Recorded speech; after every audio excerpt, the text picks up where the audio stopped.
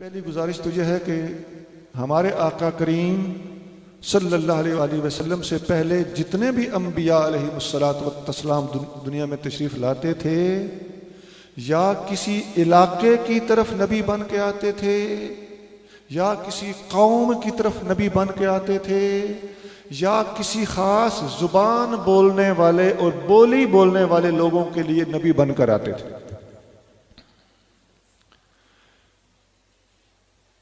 जैसे आप जानते हैं, बनी इसराइल एक कौम है, एक खानवादा है।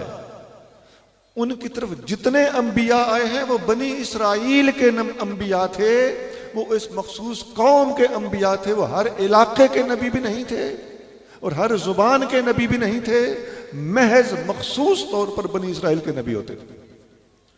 हमारे आका सल्लल्लाहु अलैहि वसल्लम को जब अल्लाह करीम ने पूरी दुनिया का नबी बना के भेजने का एहतिमाम फरमाया, तो आका के तशरीफ लाने से पहले आका के भेजने के लिए एक मखसूस जगह का इंतखाब फरमाया कि जिस हस्ती ने पूरी दुनिया का नबी बनना है,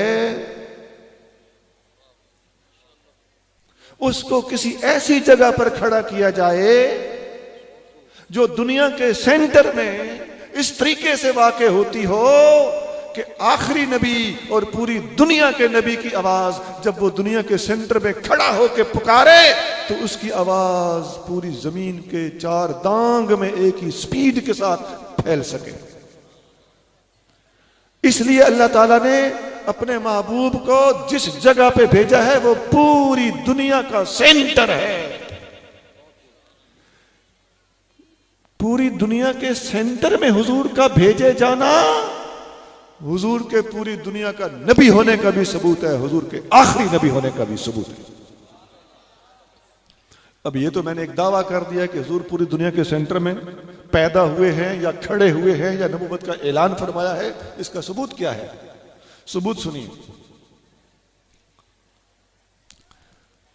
सबसे पहली बात तो यह है कि जिस शहर में आका करीम सल्लल्लाहु अलैहि वसल्लम पैदा हुए हैं उस शहर का नाम है मक्का। और मक्का अरबी जुबान का लफ्ज है, बाकायदा इसका माना होता है। मक्का आम शहरों की तरह ला यानी बेमानी या किसी जुबान के पुराने पन का शिकार होकर भूला बिसरा हो जाने वाला लफ्ज नहीं है। आज भी अरबी जुबान के अंदर यह लफ्ज मुस्तामल है और इसका ग्रामेटिकल माना मौजूद है। हमें लाहौर का माना नहीं आता, इसका पस मंजर हमें कुछ पता नहीं। हमें पेशावर का माना नहीं आता, हमें क्वेटा का माना नहीं आता, हमें मुल्तान का माना नहीं होता, हमें मड़ बलोचा का माना नहीं आता। लेकिन मक्का का माना अरबी ग्रामर की किताबों में आज भी लिखा हुआ मिलता है कि मक्का का लफ्जी माना होता है हड्डी के अंदर वाला गुद्दा, जिसे पंजाबी में मिख कहते हैं। और अगर आप लिखें तो जिस तरह मक्का लिखा जाता है इसी तरह मिख भी लिखी जाती है। ये इत्तेफाकी बात है, ये कोई दलील तो नहीं है, लेकिन चस इसमें जरूर है कि जो स्पेलिंग मक्का के हैं वही स्पेलिंग पंजाबी वाली मिख के हैं।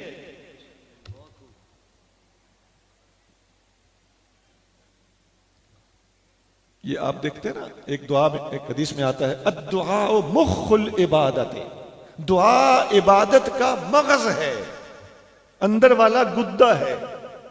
इस गुद्दे को मुख भी कहते हैं और मक्का भी कहते हैं। जो हड्डी के वस्त के अंदर गुद्दा होता है दरअसल उसको मक्का कहा जाता है।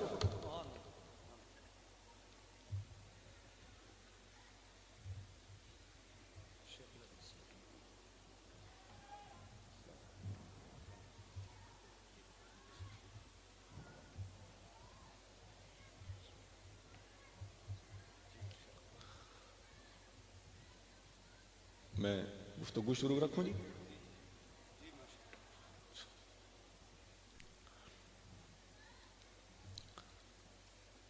अब मक्का को मक्का क्यों कहा गया? मक्का का माना था हड्डी के अंदर वाला गुद्दा, मगज, मिख। तो ये शहर का नाम क्यों रखा गया? इमाम रागिब इस्फहानी ने कुरानी लुगत की एक किताब लिखी है, दुनिया में कुरानी लुगत पर इतनी अच्छी किताब मैंने नहीं देखी, शायद कोई हो, किसी इल्म में हो, मेरे इल्म में इतनी अच्छी किताब और को नहीं आई। मुफरदात अल्फाज़िल कुरान, ये इसका नाम है, प्रॉपर नाम है। आमतौर पे मुफरदात राग़िब लोग इसको कह देते हैं। उस किताब में इमाम राग़िब इस्फहानी मक्का का लुग़वी माना लिखते हैं कि हुवा मुख़्खुल अज़्म अल्लज़ी यकूनु फ़ी वस्तिही, ये हड्डी के अंदर वाला गुद्दा होता है जो उसके मरकज में होता है। वह सुम्मियत मक्का तो बिज़ालिका लिअन्नहा फी वस्तिल अर्दे, और मक्का को मक्का का नाम इसलिए दिया गया है कि ये पूरी दुनिया के वस्त में इस तरह मौजूद है जिस तरह हड्डी के वस्त में उसका गुद्दा मौजूद होता है।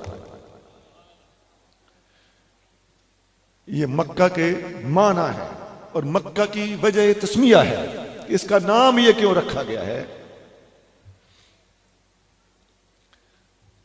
वैसे मक्का का एक नाम कुरान शरीफ के अंदर उम्मुल कुरा भी है, शहरों की मां। उम्मुल कुरा इसको क्यों कहा गया है? इसलिए कहा गया है कि जिस तरह मां अपनी औलाद के सेंटर में बैठकर अपनी औलाद की परवरिश करती है, इसी तरह मक्का पूरी दुनिया के शहरों के वस्त में बैठा है, तमाम दुनिया के शहरों को रूहानी तौर पर फैज़याब करता है। काबा शरीफ का वजूद भी मक्का में इसी चीज के लिए, इसी वजह से है, इसी सबब से है। वकज़ालिका जअलनाकुम उम्मतन वसतन, कभी इसी से ताल्लुक है।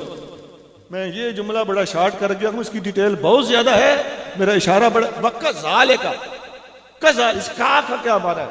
यह है वो तरीका जिस तरह ए उम्मत मोहम्मदिया हमने तुम्हें वस्ती उम्मत बना डाला है। वो तरीका क्या है? दुनिया के वस्त की तरफ तुम्हारा मुंह करके नमाजें पढ़ना तुम्हें वस्ती उम्मत बना गया।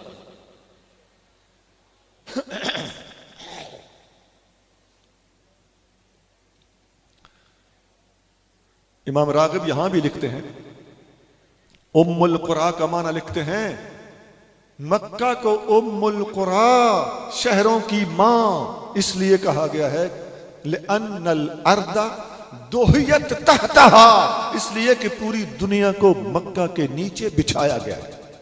ये एक्सप्लेनेशन का बड़ा अजीब अंदाज है। मक्का को पूरी दुनिया के ऊपर रखा गया है और मरकज में रखा गया, यूं नहीं फरमाया। अल अर्द दोहियत तहतहा, जमीन मक्का के नीचे बिछाई गई है। पता चलता है कि मक्का की हकीकत इस जमीन से भी पहले, बाद में जमीन इसके नीचे बिछाई गई। मैं उसकी हकीकत का लफ्ज बोल रहा हूं किसी एहतियात के पेश नजर। थोड़ा आगे चलिए। कोई कह सकता है ये मुसलमानों की बातें हैं, कुरानी बातें हैं, मुसलमानों की लुगत की बातें हैं, इसका कोई और सबूत होना चाहिए। तौरात के अंदर एक जगह पर जहां मक्का का जिक्र है, ये एक ट्रेजेडी है, अफसोसनाक बात है कि तौरात, ज़बूर, इंजील के मुतरजमीन, तर्जमा करने वालों ने उसके अंदर जहां शहरों के नाम आए हैं, जहां शख्सियात के नाम आए हैं, प्रॉपर नाउन आया है, इसमें अलम आया है, इन्होंने शहरों और शख्सियात के नामों के भी तर्जमे कर दिए ताकि हकीकत को तर्जमों के पर्दे में छुपाया जा सके। लेकिन ताड़ने वाले भी क़यामत की नजर रखते हैं। हमने तौरात में देखा है जहां मक्का का जिक्र आता है। मेरे पास 3 तर्जमे मौजूद हैं। एक तर्जमा करने वाला प्रोटेस्टेंट है, एक रोमन कैथोलिक है, इनके फिरके हैं, और एक तर्जमा इंग्लिश में है। ये मैं तीनों तर्जमे आपके सामने रखता हूं। एक तर्जमा करता है मक्का का तर्जमा, जमीन की नाफ। ये जो धुन्नी होती है ना, जमीन की नाफ, बताइए ये सेंटर बनता है कि नहीं बनता? ये एक्सल है, ये अगर सेंटर से हिल हो जाए ना, सज्जे खब्बे हो जाए, तो बंदा इस तरह उसके आसाब खिंच जाते हैं जैसे मंजी चारपाई कहानी हो जाती है, बंदा डिस्टर्ब हो जाता है, उसका मैदा, आसाब, उसकी कुव्वत, हर तरह की कुव्वत वो डिस्टर्ब हो जाती है। मक्का को जमीन की नाफ कहता है तौरात का तर्जमा करने वाला, और दूसरा तर्जमा करने वाला कहता है जहान का मरकज। और इंग्लिश में तर्जमा करने वाला कहता है cross road of the world, पूरी दुनिया का चौक। देख लो, इबारातुना शत्ता व हुस्नु का वाहिदुन, हमारी इबारात और अल्फाज तो मुख्तलिफ हैं, लेकिन महबूब तेरा हुस्न एक ही है। एक ही मक्का की मरकजियत को साबित करने के लिए मुसलमान उसे हड्डी के गुद्दे की तरह साबित करता है और समझाता है, और तौरात का तर्जमा करने वाला गैर मुस्लिम वो मक्का को कहीं जमीन की नाफ, कहीं दुनिया का चौक, जहान का मरकज, और कहीं cross road of the world करार देता है। और ये भी किताबी बातें से ही इस वक्त भी जिसका दिल चाहे वर्ल्ड मैप, दुनिया का नक्शा खोल के बैठ जाए, आपको अरब शरीफ पूरी दुनिया के सेंटर में नजर आएगा। थोड़ा बहुत भी ज्योग्राफिया जानने वाले समझ जाएंगे कि अरब शरीफ कहां सिचुएटेड है, कहां मौजूद है। अरब शरीफ के मशरक की तरफ हम सारे एशिया वाले बैठे, अरब शरीफ से मगरब की तरफ, शमाल मगरब की तरफ सारा यूरोप फैला हुआ है, और अरब शरीफ की इस डायरेक्शन में सारा अफ्रीका फैला हुआ है।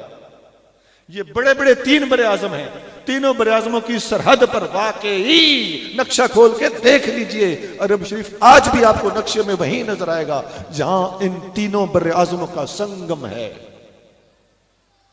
और दो बड़े आजम रह जाते हैं, ऑस्ट्रेलिया और अमेरिका। तो जितना दूर मशरक में ऑस्ट्रेलिया है, इतना दूर मगरब में अमेरिका नजर आएगा।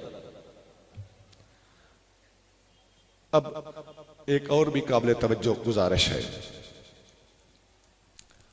अमूमी तौर पर यूरोप के लोग गोरे हैं और अमूमी तौर पर अफ्रीका के लोग काले हैं, और अमूमी तौर पर हमारे इलाके मशरक के लोग ये गंदमी रंग के हैं।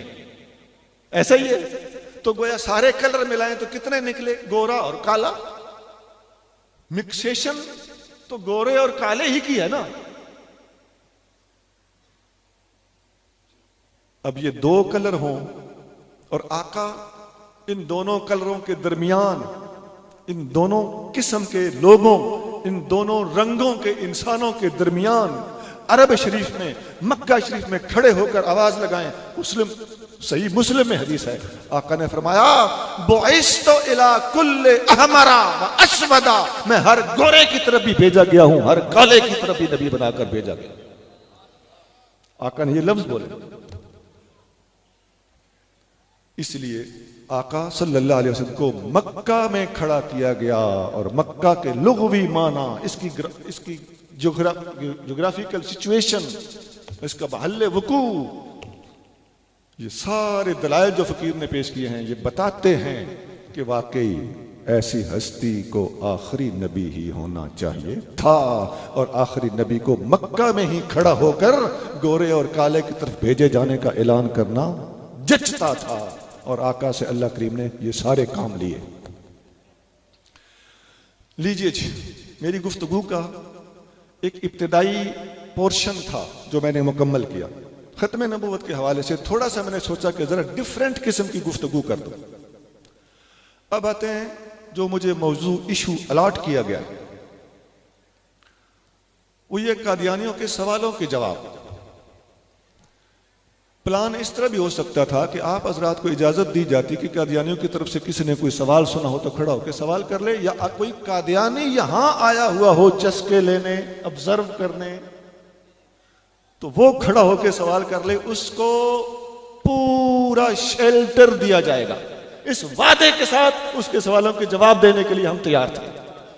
लेकिन प्रोटेक्शनें देना, वादे करना, उसकी बजाय हमने एक और सोच सोची।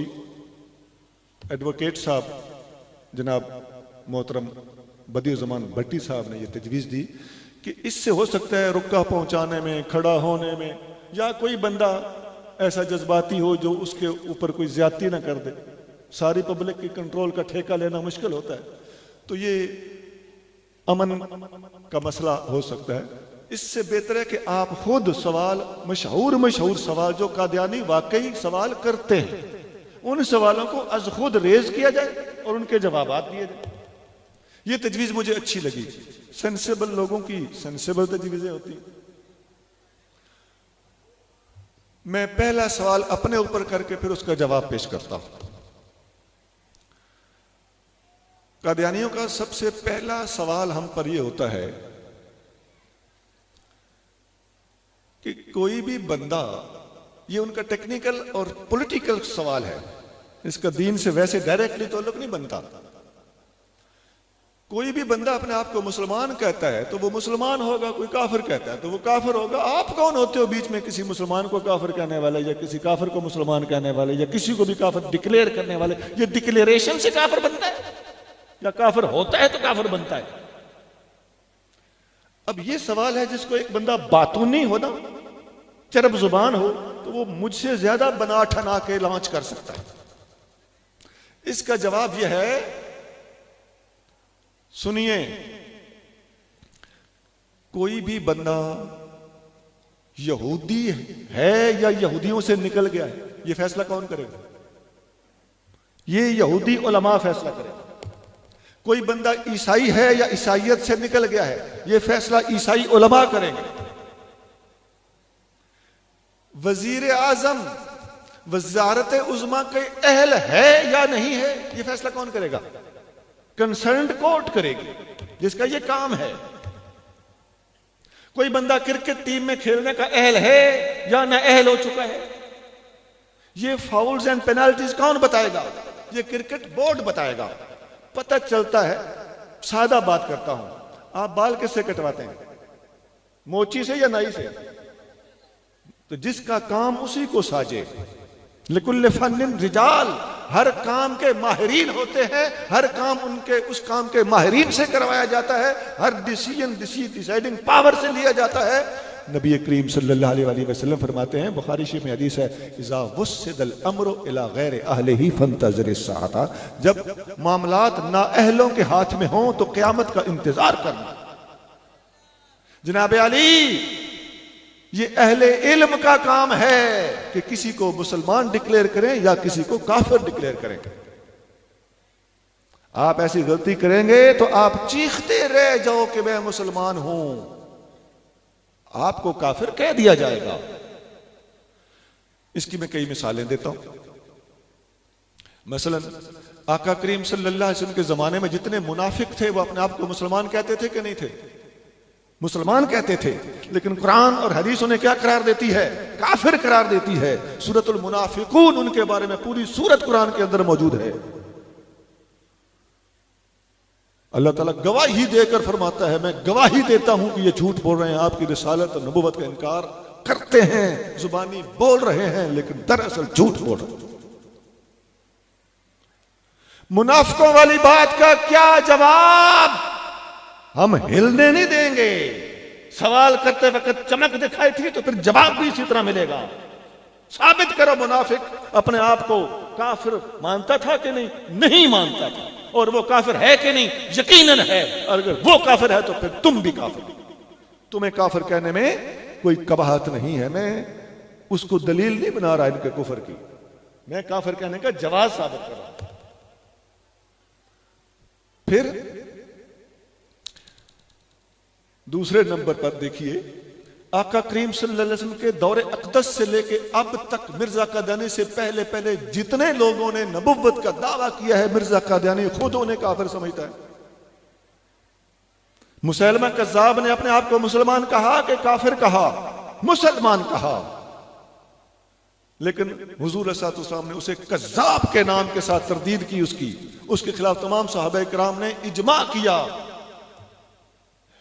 इजमा, हम तो ये बहसें पढ़ते हैं ना कि इजमा कौली होता है और इजमा फेली होता है। ये इजमा बिसैफ है, एक वखरी किस्म का इजमा है कि जिसके ऊपर तमाम सहाबा किराम ने तलवार उठा ली और हजारों की तादाद में इस मौजू का दिफा करने के लिए, खत्म नबूवत का दिफा करने के लिए सहाबा किराम शहीद हुए। दो बातें होगी, मुनाफिक खुद को मुसलमान कहता है लेकिन वो काफिर है।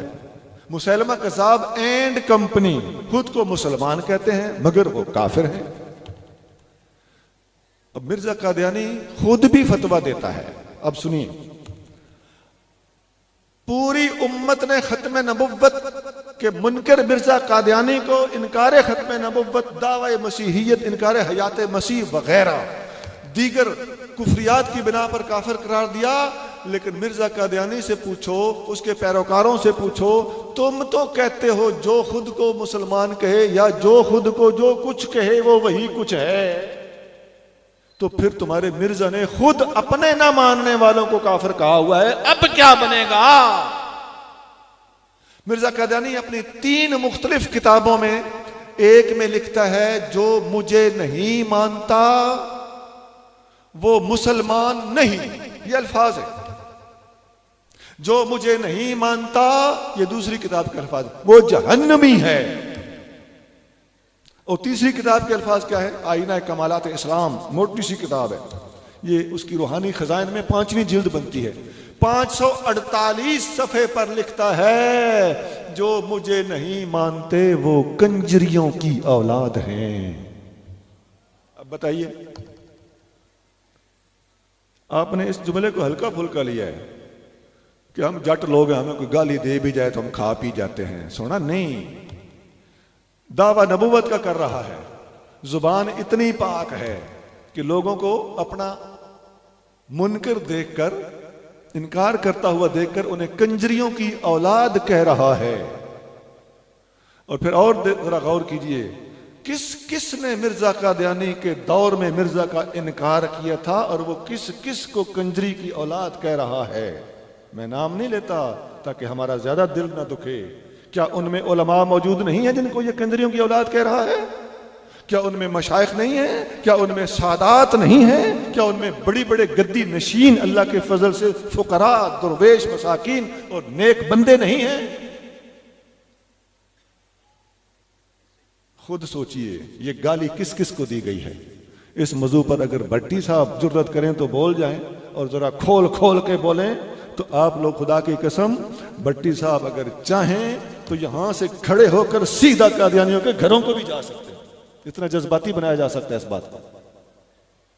लेकिन मैं वो रंग इख्तियार नहीं करना चाहता।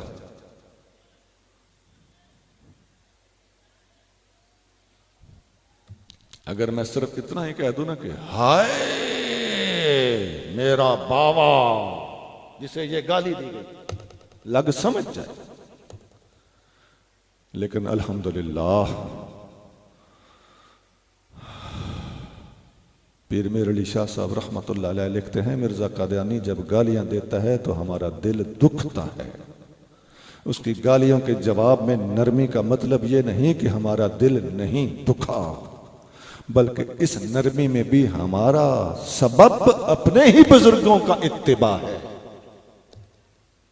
ये पीर साहब शम्सुल हिदाया के पहले सफे पे ये बातें लिखते हैं। सुना, साबित होता है कि जो कोई अपने आप को कहे जरूरी नहीं कि वो वही कुछ हो। थोड़ा सा मैं इशारतन और भी बात कर दूं, जितने भी बातिल तबके गुजरे हैं, खत्म नबुव्वत का इनकार तो ये चोटी का बातिल फिरका है ना, इससे नीचे नीचे भी मुअतज़िला अपने आप को मुअतज़िला लिखते हैं, मुअतज़िला अपने आप को अहले सुन्नत लिखते हैं, खारजी अपने आप को खारजी लिखते हैं, सवाल ही पैदा नहीं होता। राफ़ज़ी अपने आप को राफ़ज़ी लिखते हैं, नहीं, नाम कुछ और रखा, होते कुछ और है, मानते बिल्कुल नहीं है। परवेज अपने आप को मुनकर हदीस लिखता है, दिखा दो कहां लिखा, सवाल ही पैदा नहीं होता। वो सुन्नी नहीं बल्कि हनफी तक कहता है अपने आप को। उसका मुताला करने की जरूरत है अहले इल्म को।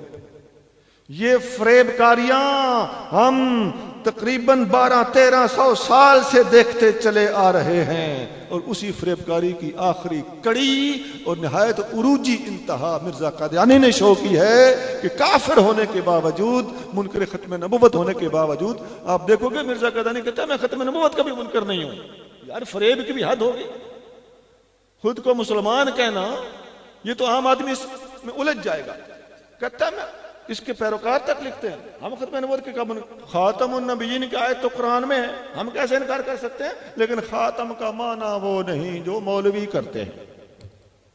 यार शातर पने की भी हद होती है। कल कोई इसी तरह का बेईमान उठ के कह देगा ला इलाहा इल्लल्लाह पर मेरा ईमान है, लेकिन मैं इसका माना वो नहीं मानता जो मौलवी करते हैं। ला इलाहा इल्लल्लाह का माना तो अचार खुदा होते हैं। ये बकवास है कि नहीं है?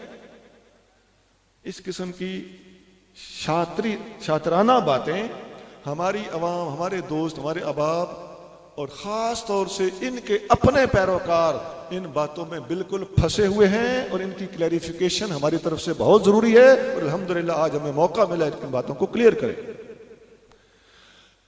दूसरा सवाल वो ये है कि ये मीडिया पे भी पिछले दिनों सवाल उठाया गया था कि ये नमाज हमारी तरह पढ़ते हैं, इबादत हमारी तरह करते हैं। किबला इसका जवाब यह है, अभी अल्लामा मोहम्मद शफीक साहब मुजद्दिदी ने बड़ा प्यारा खिताब फरमाया। तो वो फरमा रहे थे कि सैयदना सिद्दीक़ अकबर रज़ी अल्लाह तआला अन्हु उन मुनकरीने ज़कात के खिलाफ तलवार उठा रहे हैं। ये हदीस बुखारी में है। सिर्फ ज़कात का इनकार किया। नमाज पढ़ते हैं, अहले किबला भी हैं, कुरान भी वही पढ़ते हैं, हज भी करते हैं, रोजे भी रखते हैं, ज़कात का भी मुतलक इनकार नहीं किया था। उसमें भी उनके पास वो बातें बनाते थे, लेकिन सिद्दीक़ अकबर ने उनके खिलाफ जिहाद किया और फरमाया कि ये बकरी की रस्सी भी अगर अल्लाह की राह में देते थे ना ज़कात के माल के साथ, वो रस्सी भी अब नहीं देंगे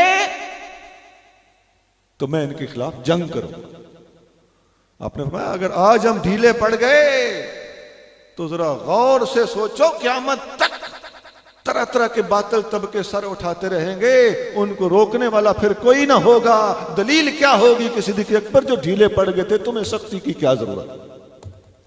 फारूक आजम ने बहस की, मौला मुर्तजा ने बहस की, सिद्दीक़ अकबर रज़ियल्लाहु तआला अन्हु ने सबको कायल कर दिया और समझ गए कि जिस हद तक सिद्दीक़ अकबर की निगाह काम कर रही है उसी हद तक हमारी निगाह को भी सोचना चाहिए। कुरान में अल्लाह करीम जल्ल शानु बिल्कुल पहला सिपारा है, युमिनून बिल गैब व युकीमून अस्सलाता। सबसे पहले अल्लाह ने ईमान की बात की है, उसके बाद नमाज की बात। ईमान है तो नमाज का फायदा है, ईमान नहीं है तो नमाज का कख फायदा नहीं।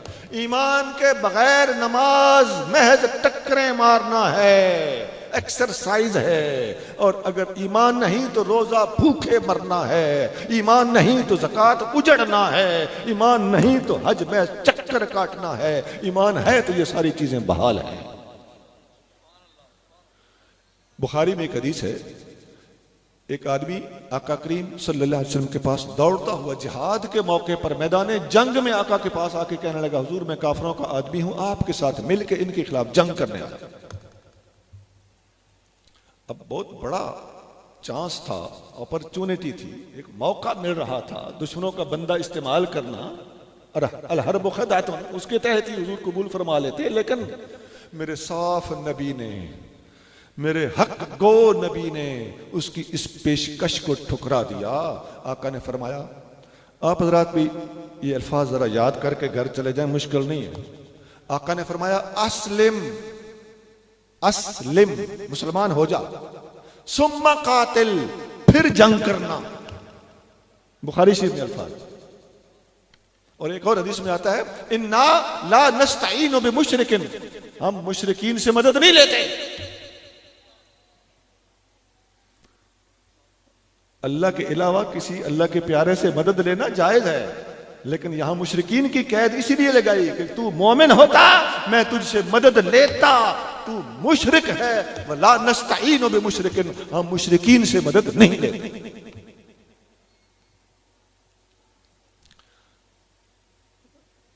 एक और हदीस में आता है,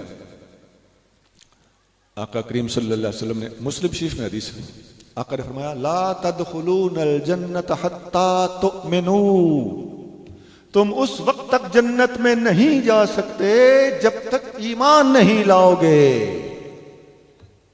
पता चलता है कि ईमान शर्त है जन्नत में जाने के लिए, ईमान शर्त है इबादत की कबूलियत के लिए, ईमान शर्त है नमाज ज़कात रोज़ा हज के अलावा जहाद की इजाज़त और जहाद करने तक के लिए।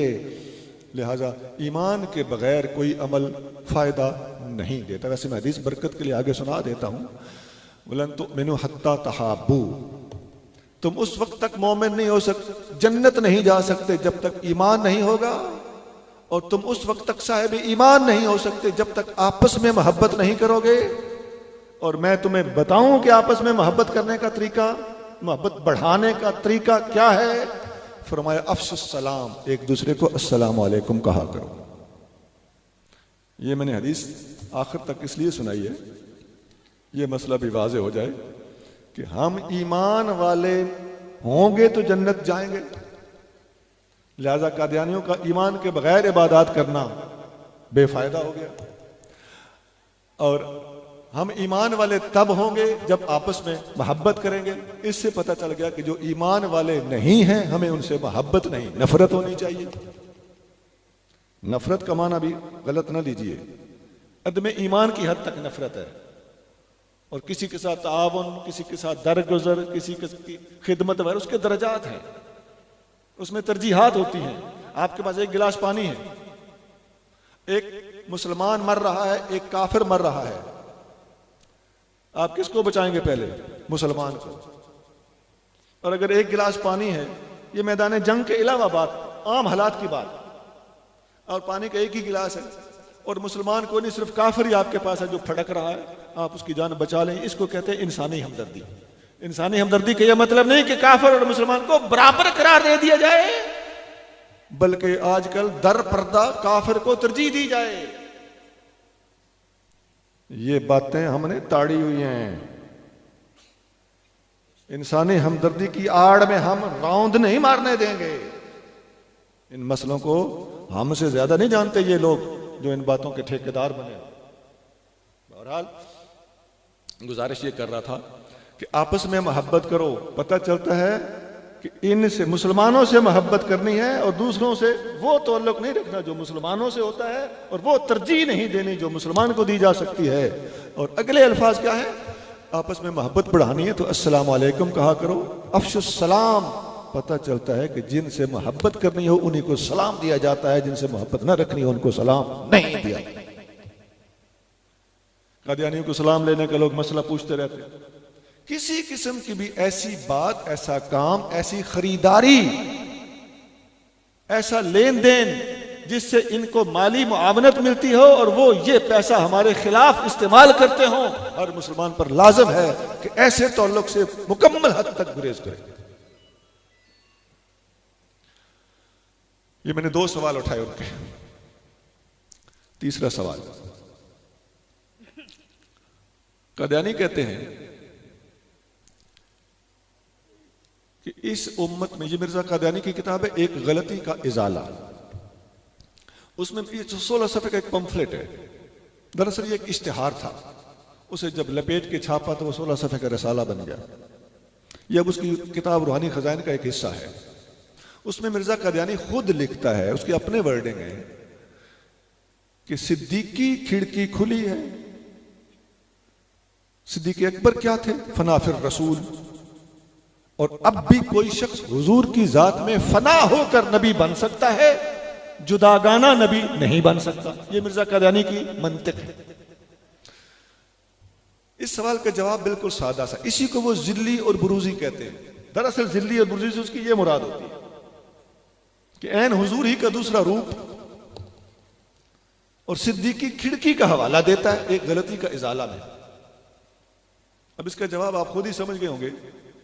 जिस खिड़की के जरिए से ये नबी बनना चाहता है, सिद्दीक अकबर, खुद सिद्दीक अकबर नबी नहीं बन सके और ये इस खिड़की का बहाना करके ये नबी बनता है, ये कहां की मंतिक है? इसी का अगला स्टेप भी जरा सुन लीजिए। हदीसों से साबित है, नबी करीम सल्लल्लाहु अलैहि वसल्लम फरमाते हैं, एक दफा हजरत अबू दर्दा साहबी और सिद्दीक अकबर दोनों जा रहे थे। अबू दर्दा आगे आगे चल रहे थे, सिद्दीक अकबर पीछे पीछे चल रहे थे। ये सही सनद के साथ हदीस मौजूद है, कई किताबों में है। हुजूर सल्लल्लाहु अलैहि वसल्लम ने फरमाया, ए अबू दर्दा, अतमशी कुद्दाम रजुलिन लम तत्तले शम्सु ला रजुलिन अफदल मिनहु सिवन नबिय्यीन वल मुरसलीन। ए अबू दर्दा, उस बंदे के आगे आगे लग के चलते हो जिससे अफजल शख्सियत इस सूरज ने नहीं देखी सिवाय नबियों और रसूलों के। अब सिद्दीक़ अकबर इस उम्मत में यह मकाम रखते हो, फिर उनकी खिड़की का मिर्जा कादियानी बहाना बनाता हो सिद्दीक़ अकबर नबी ना बन सके। हदीसों में यूं भी आता है, मौला मुर्तजा फरमाते हैं रज़ियल्लाहु तआला, इन्ना खैरा हाज़िहिल उम्मते, ये लफ्ज देखिए, इस उम्मत में सबसे अफजल अबू बकर और उमर है। ये 80 रावी है इसके। इस उम्मत में मैं ये लफ्ज आपको पकड़ाना चाहता हूं। मिर्जा कादियानी भी अपने आप को इस उम्मत में कहता है। इस उम्मत में अफजल अबू बकर हैं, फिर उमर हैं। ना अबू बकर नबी बन सके, ना उमर नबी बन सके। मिर्जा साहब, या अबू बकर और उमर को इस उम्मत से निकालना होगा, या फिर तुझे इस उम्मत से निकलना होगा। और अबू बकर और उमर अल्हम्दुलिल्लाह इस उम्मत से नहीं निकल सकते, वो इस उम्मत के फर्द हैं। और यकीनन मिर्जा कादियानी इस उम्मत से बाहर है। इस उम्मत में तो फिर अफजल नबी न बन सका और मफजूल नबी बन गया। ये सिद्दीकी खिड़की का बहाना है, ये फना फिर रसूल होने का बहाना है। अहले इल्म हज़रात के लिए एक दरखास्त है कि फना होने से नबी बन जाना और नबूवत का दावा करना, तवज्जो, दावा इस बात का सबूत है कि अभी तक दुई बाकी है, फनाइयत तामा हासिल नहीं हुई। कभी फना होने वाला बंदा दावा नहीं करेगा। फना हो गया तो मिट गया, जुबान हो गई गूंगी। इसका मतलब है कि दावा करना बजाते खुद इस चीज की निशानदेही कर रहा है कि दावा करने वाले में अभी भी दुई मौजूद थी, तभी तो दावा करने की जरूरत पेश आई। ये जरा डीप गहरी बात थी। फिर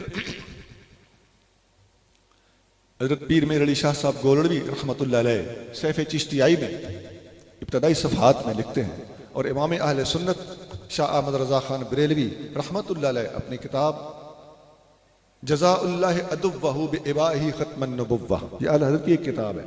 आसान लफ्ज़ों में इसका नाम है ख़त्म नबुव्वत, इस नाम से छपी हुई है। वैसे अरबी में मुश्किल नाम ऊपर लिखा हुआ है। इसका माना है जज़ाउल्लाह अदुव्वहु, अल्लाह का बदला अपने दुश्मन को, बिइबाही, इस वजह से कि उसने इनकार किया, ख़त्मन नबुव्वत, ख़त्म नबुव्वत का। ये किताब का नाम है। आला हज़रत और पीर साहब अलैहि रहमत वो हदीसें यकजा करते हैं जिनमें सिद्दीक़ अकबर की शान है, फारूक आज़म की शान है, मौला मुर्तज़ा की शान है। सब हदीसें यकजा करके लौ कान बादी नबीयुन लकान उमर इब्नुल खत्ताब, मेरे बाद अगर कोई नबी होता तो उमर बिन खत्ताब होता। ए अली अमा तरदा अन तकून मिन्नी बिमंज़िलत हारून मिन मूसा, ए अली आप मेरे वही लगते हो जो मूसा के हारून लगते थे। इल्ला अन्नहु ला नबी बादी, फर्क सिर्फ यह है कि मेरे बाद नबी कोई नहीं। ये जिनकी शान में हदीसें मौजूद हों वो नबी न बने, और 1400 साल बाद एक शख्स नबी बन बैठे तो उसका दावा झूठ नहीं तो और क्या है। ये 3 सवाल हो गए, उनके जवाब हो गए। चौथा सवाल, ये बिल्कुल इनके चोटी के सवाल हैं जो वाकई जब हमारे नौजवानों को फांसते हैं ना तो उस वक्त ये सवाल उन पर होते हैं, तो फिर ये नौजवानों में भगदड़ मचती है। फिर अब्बा जी नौजवान को पकड़ के ले आते हैं। आज इन बातों को सुन के हमारे हाजरीन में से भी काफी सारे लोगों को ये बातें शकील लगती होंगी। मेरा सोना, जब तेरा बेटा अपने कॉलेज में मिर्ज़ाइयों से मत्था लगाएगा ना और वो उनसे हो जाएगा मुतासर, तो फिर वो आपके पास आएगा, तो उसे पकड़ के फिर ले आओगे भट्टी साहब के पास, और अल्लाह करे फिर भी भट्टी साहब के पास ही आओ। अक्सर तो लोग ऐसा करते हैं कि मोहल्ले के हाफिज जी के पास ले जाते हैं। वो कहते हैं छोरा तेरे ईमान को खतरा है, तू की क्या करते हैं, वो काफिर नहीं। ये जवाब नहीं है।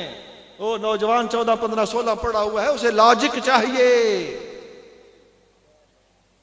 हाजरीन, मैं दस्त बस्ता गुजारिश करता हूं, खुदा के लिए अपने इल्मी हजरात के साथ राब्ता रखा करो, खत्म नबूवत के माहिरीन के साथ राब्ता रखा करो। हमारी मुश्किल यह है, कादियानियों को सिवाय इसके और कोई काम नहीं कि वो मिर्जा को साबित करे। कई और टोले हैं जिनको एक ही काम है, कोई सिर्फ अहले सुन्नत के खिलाफ काम करता है, सिर्फ और सिर्फ एक ही काम है, एक ही धंधा है। कोई सिर्फ मिर्जा कादियानी की हक्कानियत सदाकत साबित करने के चक्कर में है। अहले इस्लाम जिम्मेदारी निभा रहे हैं। हमने यहूदियत के खिलाफ काम करना होता है, ईसाइयत के खिलाफ काम करना होता है, खत्म नबुव्वत पर काम करना होता है। फकीर की किताब इस्लाम जिंदाबाद दहरिया के खिलाफ एक लफ्ज भी किसी और फिरके के खिलाफ नहीं। हम मुतात लिखते हैं, जब किसी मौजू पर बोलते हैं तो उसी मौजू पर बोलते हैं, उसी मौजू पर लिखते हैं। मेरी ये तकरीर भी आप सुन रहे हैं, मैं किसी और को नहीं छेड़ रहा। क्यों? ये मौजू के साथ वफा है। हमारे यहां तमाशे होते हैं, मौजू खत्म नबुव्वत का होता है और मिलाद पढ़ा जा रहा होता है। अपनी इस्लाह करनी पड़ेगी हमें। हम मिलाद के कायल हैं, लेकिन बात होती है मौके मौके की। यहां से हमारा नौजवान हम ही से मुतनफर होगा तो फिर हम क्या करेंगे? अपने नौजवानों को काबू करने के लिए इल्मी खिताबात को पसंद फरमाइए। काले ना पड़ जाया करें यार, की न कुछ और न कुछ सवाद है। कुरान हदीस को पसंद करें, दलाइल को पसंद करें, बातिल की तरदीद पर वजनी गुफ्तगू को वजनी समझें।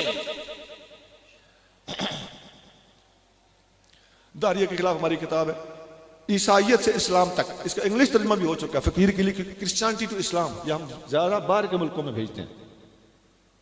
कादियानियों के मौजू पर यह किताब मेरे हाथ में, भट्टी साहब ने उसका ऐलान भी किया, बार स्टॉल पर मौजूद है, अल इंतहा। वो खत्म नबुव्वत के हवाले से अल इंतहा नाम रखा हो। अल इंतहा फी इस्बात कौन नबीना आखिर अल अंबिया। ये बाकी अल्फाज बारीक हैं, पहला लफ्ज मोटा है। इस पर खत्म नबुव्वत, हयात मसीह, ज़ुहूर मादी, खुरूज दज्जाल, मिर्जा की सीरत व किरदार, इसकी गालियां गुस्ताखियां, इसका तारीखी पसे मंजर, सब कुछ 1400 साल झूठे नबुव्वत के मुद्दाई जितने गुजरे हैं, उनकी बातें मिर्जा जैसी ही थी। इस बात को भी साबित किया। जरा डिफरेंट किस्म की किताब है। मैं ये इन किताबों की शोहरत के लिए बात नहीं कर रहा, इसलिए कर रहा हूं कि हम अहले इस्लाम को तमाम प्लेटफॉर्म्स पर काम करना होता है। इसलिए हमारी चूंकि बेतहाशी अक्सरियत, हमारे अंदर जो मोहल्ले के हाफिज हजरात होते हैं उनमें बात बेचारे नाबीना तक होते हैं, अल्लाह उन पर रहम करे, हमें उनसे हमदर्दी है। लेकिन हर बंदा हर मौजू का माहिर नहीं होता। मैं ये कहना चाहता हूं, माहिरीन से राब्ता रखिए, किसी से पूछ लीजिए इस फन का माहिर कौन है। सीधा सीधा आपको बंदे हर मौजू पर काम करते हुए नजर आएंगे, वरना डिफरेंट काम लोगों ने पकड़े हुए हैं, मल लिए हैं, अकुपाई कर लिए हैं और उस मौजू पर वो काम कर रहे हैं। कादियानियों का एक और सवाल जो वो बहुत ज्यादा उछालते हैं, सवाल ये है, इसमें जरा अटकल से वो काम लेते हैं। किबला मैंने मोबाइल ऑफ किया हुआ है, घंटा हो जाए तो मुझे आप आगाह कर सकते हैं। कादियानियों का सवाल है कि ऐ मुसलमानों, तुम कहते हो कि ईसा अलैहिस्सलाम ने क़यामत के नजदीक आसमान से नाज़िल होना है। अब बताओ, दो बातों में से एक बताओ, ईसा अलैहिस्सलाम जब आएंगे तो नबी होंगे कि नहीं? अगर कहो वो नबी होंगे, इसका मतलब हुजूर के बाद एक नबी आ गया। और अगर कहोगे कि वो नबी नहीं है, इसका मतलब ये होगा कि एक नबी था, उससे नबुव्वत छिन गई, ज़वाले नबुव्वत लाज़िम आया। ये कादियानियों का, मैंने जहां तक इनका मुताला किया है, चोटी का सवाल ये समझते हैं। सुना जवाब, खुदा की कसम बिल्कुल आसान है। सवाल के अंदर महज चक्करबाजी है। भाई हजरत ईसा अलैहिस्सलाम जब आएंगे तो नबुव्वत ज़ायल भी नहीं होगी और वो आके अपनी नबुव्वत करेंगे भी नहीं। ईसा अलैहिस्सलाम अगर आसमान से आए तो वो पुरानी नबुव्वत है, और तुम, ये मसीह होने का दावा करता है, कहता मैं ईसा हूं, जिसने आना है वो कौन ही मैं ही हूं, कहता है। तू नया नबुव्वत का दावेदार है, तू नबी बनने का दावेदार है। हुजूर से पहले ईसा अलैहिस्सलाम नबी बन चुके हैं, वो आके नबुव्वत करें न करें वो हमें पता है, ये तेरा मौजू नहीं है। तू अपनी बात कर, तूने हुजूर के बाद नबी बन जाने का दावा किया है। हमारे तमाम उलमा ने अपने तफसीरों में, बेताशी तफसीरें जी, तादाद नहीं गिनी जा सकती, किताबों में हमारे उलमा ने लिखा है, खत्म नबुव्वत वाली आयत की तफसीर में, माना खत्मिन नबुव्वते अन्नहु ला युनब्बअ बादहु अहदुन। खत्म नबुव्वत का माना यह है कि नबी करीम सल्लल्लाहु अलैहि वसल्लम के बाद कोई बंदा नबी बनाया नहीं जाएगा। व ईसा मिम्मन नुब्बिअ क़ब्लहु, और ईसा अलैहिस्सलाम वो हैं जो हुजूर की बेइज्जत से पहले नबी बनाए जा चुके। बात क्लियर होगी।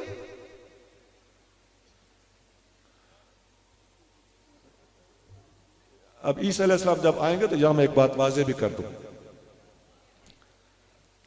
हदीस में आता है, मुस्नद अहमद और मुस्तदरक हाकिम में यह हदीस मौजूद है। नबी करीम रऊफुर रहीम सल्लल्लाहु अलैहि वसल्लम ने फरमाया, जब हजरत ईसा अलैहिस्सलाम आएंगे तो हज या उमरा करने के लिए घर से चले गए। वला यसलुकन हाजन और मुअतमिरन, हज या उमरा करने के लिए सफर करेंगे। वला यअतियन्न कब्री, मेरे रोजे पे आएंगे। वला युसल्लिमन्न अलैया, मुझे सलाम कहेंगे। वला अरुद्दन्न अलैहि, मैं ईसा अलैहिस्सलाम के सवाब का कब्र से जवाब दूंगा। ये मैंने हवाले दिए हैं मुस्नद अहमद जो इमाम बुखारी के उस्तादों की किताब है, और मुस्तदरक हाकिम, और सनद इसकी सही है। ईसा अलैहिस्सलाम जब असल ईसा आएंगे तो हज करेंगे या उमरा करेंगे, रोज़ा रसूल पे हाजिर होंगे, सलाम अर्ज करेंगे, हुजूर जवाब दे। इसलिए वो इंजील बरनबास में बड़े मारूफ अल्फाज हैं। ईसा अलैहिस्सलाम कहते हैं, उन्हें अल्लाह से दुआ मांगी थी कि मुझे अपने रसूल की ज़ियारत नसीब करा। Unworthy though I am to untie his hosen, मैं मोहम्मद के जूते का तस्मा खोलने के काबिल भी नहीं हूं। I have received grace and mercy from God to see him, मैंने अल्लाह से इस बात की भीख मांगी है कि मुझे मोहम्मद की ज़ियारत नसीब फरमा। ये इंजील बरनबास का चैप्टर 98 है। फकीर ने एक चंद शेर लिखे हैं, मिस्र गलील अल कुद्स फलस्तीन बाबिल और फारान भी मदनी, तेरी खातिर बनना चाहें दुनिया के सुल्तान भी मदनी। हजरत ईसा शर्फ़े ज़ियारत हासिल करना चाहते हैं, आखिर एक दिन हो जाएंगे रब के वो मेहमान भी मदनी। तेरे पीछे जिब्राइल भी मंजिल मंजिल जाते हैं, तू मक्की कुरान भी मक्की, तू मदनी कुरान भी मदनी। तो ईसा अलैहिस्सलाम हुजूर की ज़ियारत करने के लिए जाएंगे। मिर्जा कादियानी मसीह और ईसा होने का दावा तो करता है, लेकिन ताज्जुब की बात है कि मिर्जा कादियानी ने सारी जिंदगी ना हज किया है, ना उमरा किया है, ना मदीना शरीफ की हाजिरी नसीब हुई। ये इत्तेफाक था, ये बाई चांस हुआ, या अल्लाह करीम की तरफ से इस शख्स की तौहीन का बंदोबस्त था। उधर हदीस मौजूद है कि मेरे रोजे पे मसीह आएंगे, और मिर्जा कादियानी सारी जिंदगी हज उमरा और रोजा रसूल की ज़ियारत न कर सका। अब बताओ हम कहां जाएं? इसमें हमारा क्या कसूर है? इसमें कौन सा दलाइल में ज़ौफ़ है? इसमें कौन सी किताब में फरोलने लिखने की जरूरत पड़ गई? एक दफा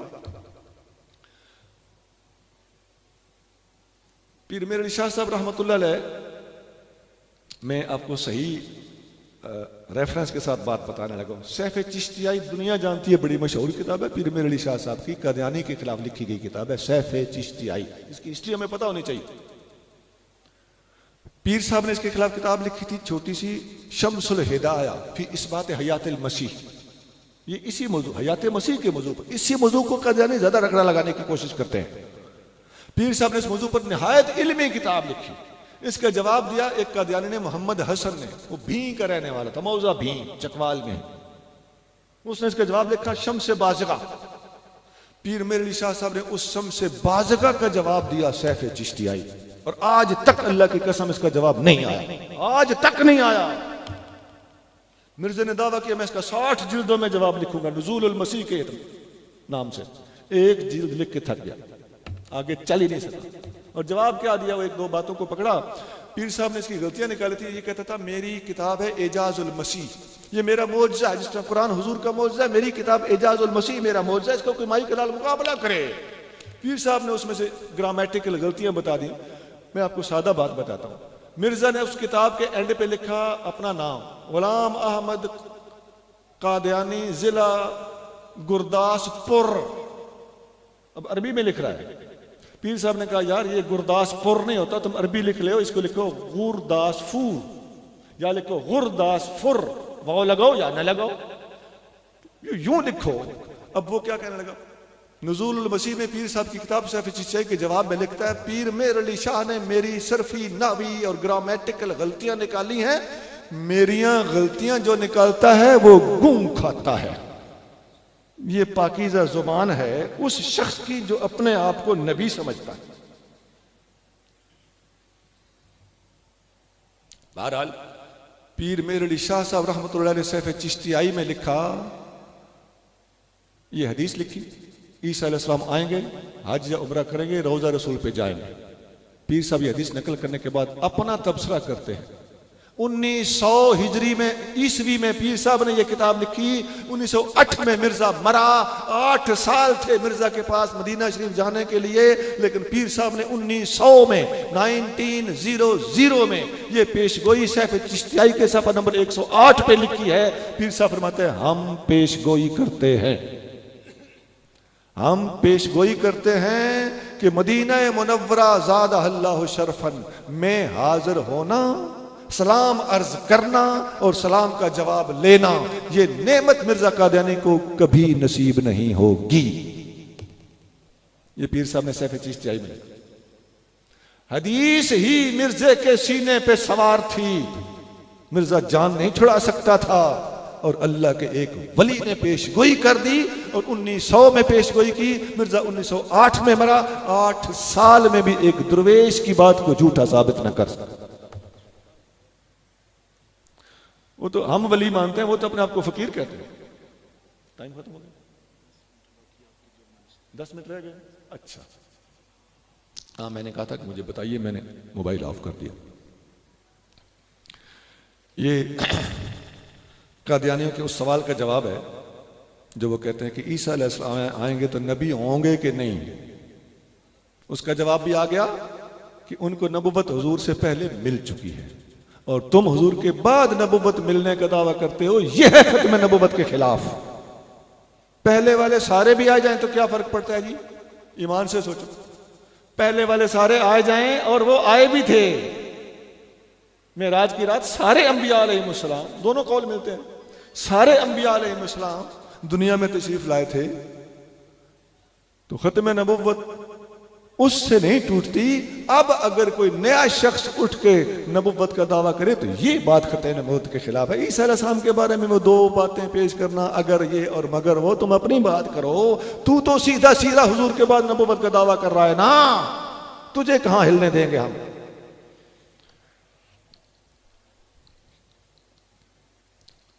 मिर्जा कादियानी ने ये जो किताब लिखी थी ना, एजाजुल मसीह, ये किताब इसने लिखी तो खुद ही इसने एक प्लानिंग की कि यार ये पाको हिंद के, ये पाकिस्तान तो नहीं था, हिंदुस्तान इंडिया था। इंडिया के लोग, हिंदुस्तान के उलमा और मशाइख ये तो मेरे पीछे पड़ गए। कोई फ्रॉड ऐसा सोचा जाए कि बाहर के मुल्कों से कोई ताईद हासिल कर ली जाए, फिर यहां कोई दाल गल जाएगी। उसने रशीद रजा मिस्री को खत लिखा। अलमनार का जो ऑडिटर था, तफसीर अलमनार भी लिखी, उस जमाने का बड़ा मशहूर आलिम। रशीद रजा को उसने खत लिखा और मिर्जा कादियानी ये सारी बातें उसी अपनी किताब रूहानी खजाइन में लिख रहा है। मैं वहां से कोट कर रहा हूं। मिर्जा ने उसको खत लिखा, अरबी में खत लिखा और अपनी ये किताब भी भेजी, साथ वो कवरिंग लेटर था कि इसको पढ़िए, आप इल्मी शख्सियत हैं, मैंने आपके इल्म का डंका सुना है और आपसे मुझे तवक्को है कि आप मेरी किताब के ऊपर तकरीज लिखकर इसे बड़ा सराहेंगे और पसंद फरमाएंगे। अब इसके ख्याल में उसको पता नहीं था कि मिर्जा कादियानी भला है चीज क्या है। इसने वो किताब भेज दी। रशीद रजा मिस्री ने वो किताब पढ़ी ताकि उस पर तकरीज लिखें। तो उन्होंने जब किताब पढ़ी तो उसके अंदर वो जो चबलियात और कुफरियात और खराफात थी वो पढ़ने के बाद उस बंदे ने खत लिखा। खत के अंदर मिर्जा कादियानी को काफिर कह दिया। खुदा की कसम ये बातें ऑन द रिकॉर्ड मिर्जा की अपने किताबों में मौजूद, रूहानी खजाइल में। अब बताइए, अब यहां वालों ने तो इससे कोई बनना बनना होगा, कोई घरेलू चपकलिश होगी, कोई इलाकाई झगड़ा होगा, कोई रोटी पानी ठूठी का झगड़ा हो, मिसाल दे रहा हूं मैं, इम्कानी बातें, लेकिन रशीद रजा मिस्री को तो तुमने खुद पसंद किया था और वो मिस्र में बैठा हुआ था, उसने तेरे साथ क्या तकसीम करना था, उसने तुझे तेरी पसंद के आलम ने काफिर कह दिया। पता चलता है कि अहले इस्लाम हिंदुस्तान बिल्कुल हक पर। एक और भी बात है, मिर्जा कदनी अपनी इसी किताब रूहानी खजाइन में लिखता है, उस जमाने में ईसाइयों की एक किताब इंजील, गॉस्पेल ऑफ बरनबास, ये इसकी अफवाह उड़ी हुई थी कि ये कहीं से ट्रेस आउट हो चुकी है, ये मिल चुकी है किसी पुरानी लाइब्रेरी में, वयाना की किसी लाइब्रेरी में, ईसाइयों का मुल्क है, ये वहां से दस्तयाब हो चुकी है। मिर्जे ने कहीं ये बात सुन ली, मिर्जे ने ये किताब आंखों से नहीं देखी थी।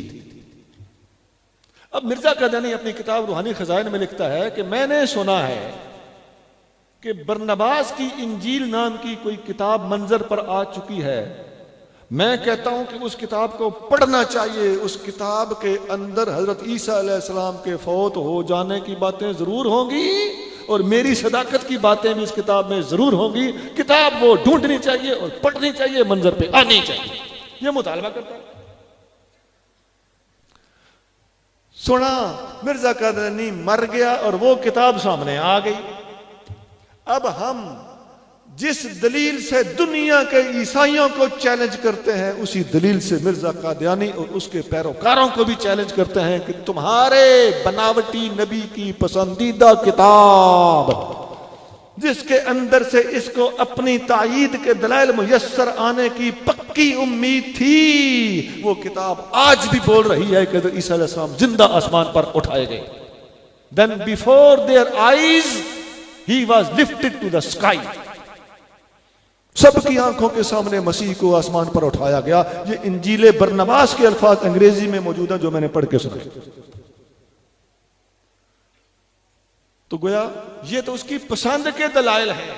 रशीद रजा मिस्री उसकी पसंद का आलम, इंजीले बरनबास उसकी पसंद की किताब, और ये बाहर की चीजें हैं, पाको हिंद के उलमा की कारस्तानियां नहीं है, इसके खिलाफ कोई इनकी प्लानिंग नहीं है। अल्लाह की अजमत की कसम, हमारा कादियानियों के कुफ्र के ऊपर ज़मीर मुतमइन है, हमें इनकी तकफीर पर यकीन है और इनके बातिल होने का हमें यकीन और ईकान हासिल है।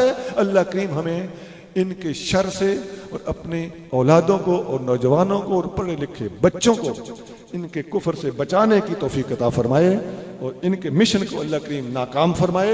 अल्लाह करीम इनको हिदायत अता फरमाए। अगर हिदायत इनके नसीब में नहीं है तो अल्लाह करीम इनको मगलूब कर दे। तकरीबन 1 घंटा हो चुका है।